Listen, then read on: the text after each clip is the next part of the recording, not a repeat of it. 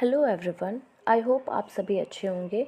आज के इस वीडियो में हम वाइग्योस्की सोशियो कल्चरल थ्योरी को डिस्कस करेंगे और इससे रिलेटेड सभी पॉइंट्स जितने भी हैं हम उसको डिस्कस करेंगे। बिल्कुल भी प्रिपरेशन नहीं हुई है वो हमारे चैनल पे सब्सक्राइब कर सकते हैं, हमारे साथ जुड़ सकते हैं और हमारी सभी वीडियोस के लिंक टेलीग्राम पे अवेलेबल होते हैं, तो आप वहाँ पे भी सब्सक्राइब कर सकते हैं और रेगुलर हमारे साथ जुड़ सकते हैं। सो आइए आज के सेशन को स्टार्ट करते हैं। So first point, Vygotsky's background.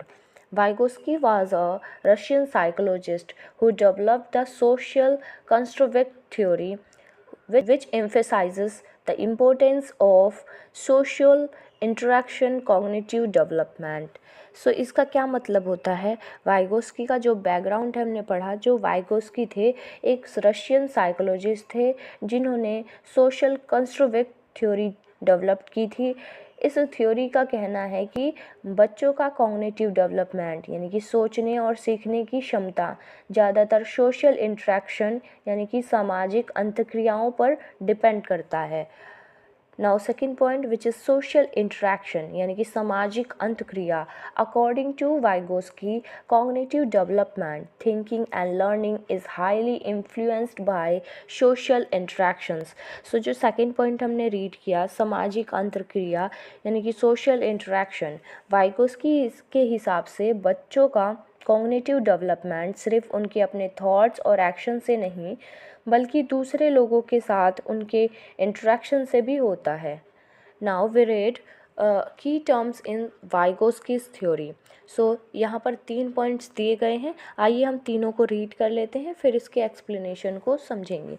सो पहला पॉइंट है society. Children learn and develop their cognitive skills within the context of their society through social interactions and cultural influences. So इसका क्या मतलब होता है समझ लेते हैं पहले। सो स्टूडेंट्स, फर्स्ट पॉइंट है सोसाइटी यानी कि सामाजिकता।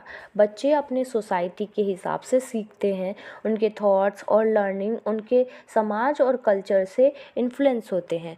Now student, second point which is language. Language plays a critical role in cognitive development early in life. Language and thought are separate but by around 3 years of age they merge together. So जो हमने second point read किया, language यानी कि भाषा, Vygotsky के हिसाब से language का कॉग्निटिव डेवलपमेंट में बहुत बड़ा रोल है। जब बच्चे छोटे होते हैं तो उनका थॉट और लैंग्वेज अलग होते हैं, लेकिन 3 साल के आसपास दोनों मर्ज हो जाते हैं, है ना। Now third point, culture. Culture shapes the way childrens think and learn as they are influenced by the tools, values and practices of their society. So third point में हम रीड करते हैं कल्चर यानी कि संस्कृति। बच्चे जो भी सीखते हैं वो उनके कल्चरल इन्वायरमेंट के हिसाब से होता है, जैसे टूल्स, वैल्यूज़ और प्रैक्टिसेस। आई होप ये सब पॉइंट्स आपको क्लियर हो गए। सो आइए आगे के पॉइंट्स को रीड करते हैं। So students, now important concepts. अब हम जो वाइगोस्की है उनके कॉन्सेप्ट्स जो है वो रीड करेंगे। यहाँ पे हमें एक फिगर भी दिया गया है, हम इसी चीज़ को यहाँ पे डिस्कस करते हैं नोट्स के through. So number 1 point, zone of proximal development यानी कि ZPD। इसको रीड करते हैं। This is the area between what a child can do independently and what they can do with help. What can be known with assistance. Children can achieve things they can't do alone but can do with guidance from others. The ZPD represent the potential for growth when a child is assisted by someone more knowledgeable such as a teacher, parent or peer. सो इसका क्या मतलब होता है इसको समझते हैं ना। सो हमने रीड किया इम्पोर्टेंट कॉन्सेप्ट्स में, पहला हमने रीड किया क्या है, जोन ऑफ प्रॉक्सिमल डेवलपमेंट यानी कि ZPD। सो ये क्या होता है, ये वो एरिया होता है जहाँ एक बच्चा अपनी मदद से कुछ ऐसा कर सकता है जो वो अकेला नहीं कर सकता, है ना। What can be known with assistance, इसका क्या मतलब है, बच्चा खुद से कुछ नहीं कर सकता लेकिन अगर कोई मदद करे जैसे टीचर या पेरेंट तो वो सीख सकता है। ZPD से हमें पता चलता है कि बच्चे की ग्रोथ पोटेंशियल किस लेवल तक है। जब उन्हें किसी नॉलेजेबल पर्सन से मदद मिलती है। Now we read second point, more knowledgeable others, MKO.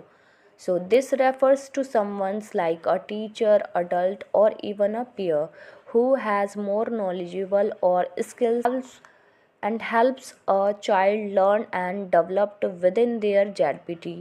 MKO MKO provides supports, guidance and feedback to help the child reach their potential. सो इसका मतलब है मोर नॉलेजेबल अदर्स, MKO यानी कि अधिक ज्ञान रखने वाला व्यक्ति। ये वो व्यक्ति होते हैं जिनके पास ज़्यादा नॉलेज और स्किल्स होती हैं, जैसे टीचर, पेरेंट या कोई दोस्त। ये लोग बच्चों को उनके ZPD में मदद करते हैं और उनकी ग्रोथ में सपोर्ट करते हैं। सो आई होप ये आपको क्लियर हो गया। So now student, now third point, scaffolding. So read करते हैं, helps, hint, clues. Scaffolding is when someone's like a teacher or parent provides hints or clues to help the child solve a problem. सो ये क्या होता है scaffolding? First point हमने read किया, help, hint, clues. Scaffolding means जब कोई teacher या parents child को मदद देता है, जैसे हिंट्स या क्लूज देना, ताकि चाइल्ड प्रॉब्लम सॉल्व कर सके। Now temporary help, this help is temporary and gradually removed as the child gains more independence. So temporary help, ये मदद टेम्परेरी होती है, मतलब थोड़े टाइम के लिए होती है, और जब चाइल्ड सीख जाता है तो मदद धीरे धीरे हटा दी जाती है ना। Now third, ZPT, scaffolding works within the zone of proximal development, ZPT, which is the gap between what a child can do independently and when they can do with help. So ZPT, zone of proximal development, scaffolding ZPT के अंदर होता है, जो कि उन चीज़ों का child अकेला नहीं कर सकता, लेकिन किसी की मदद से कर सकता है। So now we read types of speech. So first point, social speech, 0 to 2 years. At this stage, children begin to express their thoughts through crying, laughing and shouting. This is their way of starting communication. So first point में हमने read किया social speech, सामाजिक व्यंग। सो ये 0 से लेकर 2 साल के बच्चों में होता है। इस स्टेज में बच्चे अपनी फीलिंग्स और थॉट्स एक्सप्रेस करते हैं, जैसे कि रोना, हंसना या फिर चिल्लाना। ये उनका पहला तरीका होता है बात करने का। सेकंड है private speech, 3 to 6 years. Children talk to themselves, providing self-guidance and regulating their own behavior.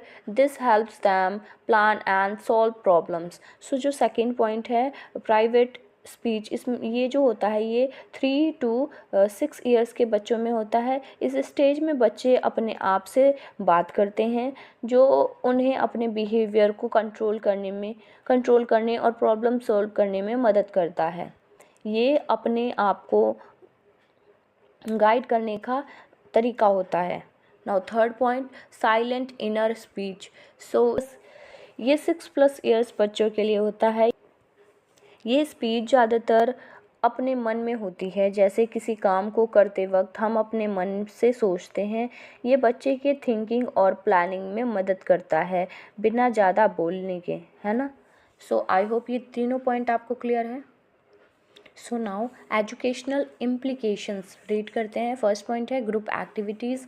Group activities are important for child as they encourage social interaction and learning. इसमें क्या है, ग्रुप एक्टिविटीज़ बच्चे के लिए ज़रूरी होती है, क्योंकि इससे उन्हें दूसरों से सीखने का मौका मिलता है और सोशल इंट्रैक्शन बढ़ता है।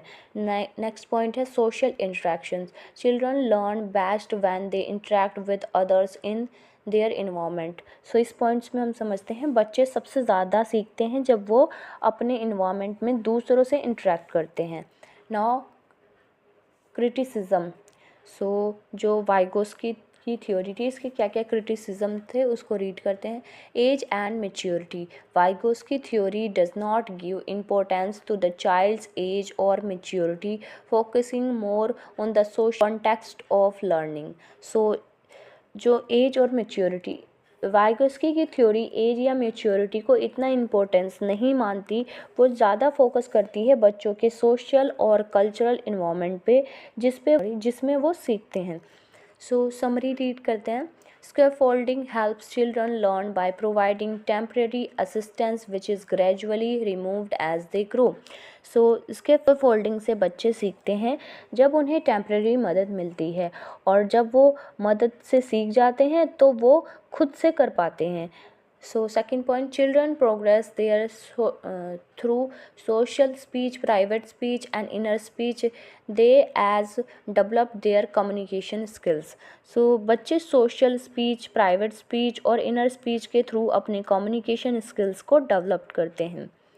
Group activities and social interactions are important for learning, and Vygotsky theory focuses on learning through social contracts. So group activities और social interactions सीखने के लिए बहुत इम्पोर्टेंट होते हैं, और वाइगोस्की की थ्योरी सोशल कॉन्टेक्स्ट में लर्निंग को फोकस करती है। आई होप आपको आज का सेशन पसंद आया होगा, और वाइगोस्की थ्योरी जो थी इससे रिलेटेड हमने जितने पॉइंट्स पढ़े आपको क्लियर हो गए। So thank you everyone.